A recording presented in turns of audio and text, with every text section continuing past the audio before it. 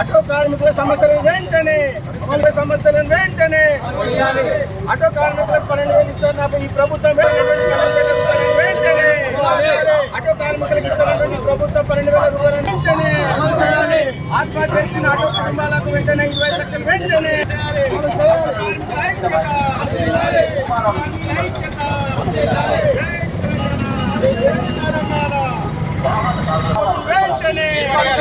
Auto corporation వెంటనే auto కార్మికుల సమస్యలు వెంటనే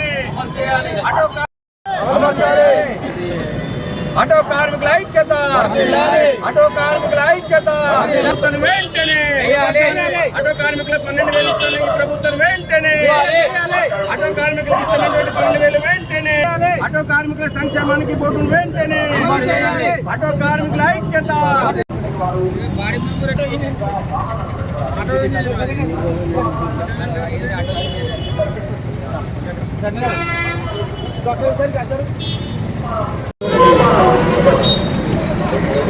కాంగ్రెస్ ప్రభుత్వం వచ్చిన తర్వాత ఈరోజు ఆటో కార్మికులు రోడ్డు పైలైనటువంటి పరిస్థితి మనం చూస్తూ ఉన్నాం.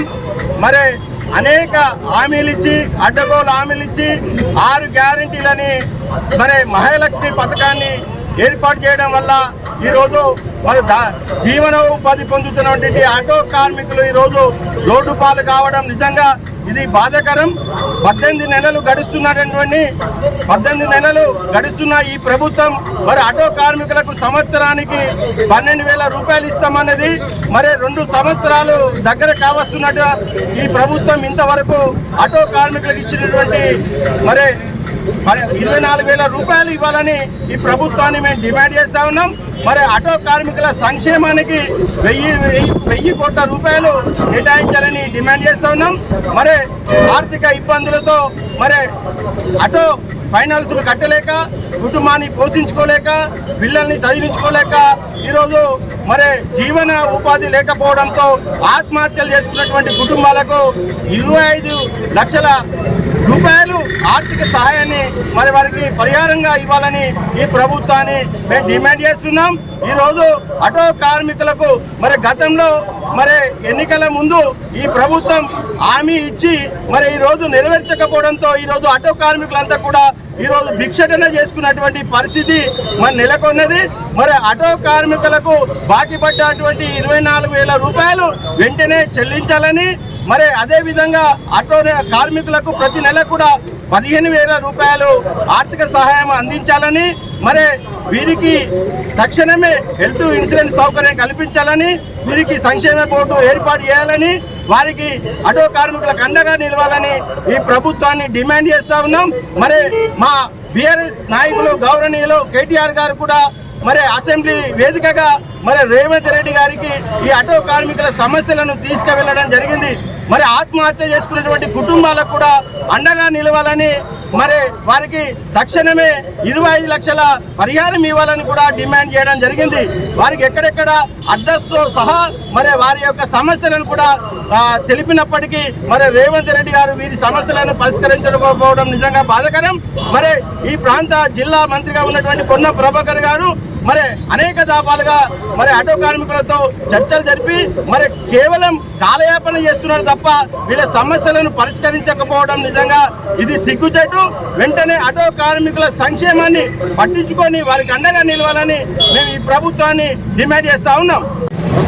ఈరోజు మేము ఆటో నడుపుకొని జీవించే ఆటో డ్రైవర్లం అయితే ఈరోజు ప్రతి ఒక్కరు ఫ్రీ బస్సు పెట్టడం వలన, మా తెలంగాణ ముఖ్యమంత్రి రేవంత్ రెడ్డి గారు ఫ్రీ బస్సు పెట్టడం వలన మాకు ఆటోలు ఎక్కడానికి ఎవరు రావడం లేదు. అయితే మాకు ఇంతో గట్టుకో గంజో ఏదో తాగి తిని బతుకుతున్నాం. కాకపోతే ఈరోజు వచ్చేసరికి స్కూల్స్ చాలా అయినాక పిల్లలకు పుస్తకాలు కానీ స్కూల్ ఫీజులు కానీ కట్టడానికి మా దగ్గర డబ్బులు లేక మేము గిలగిల కొట్టుకునే పరిస్థితి వస్తుంది.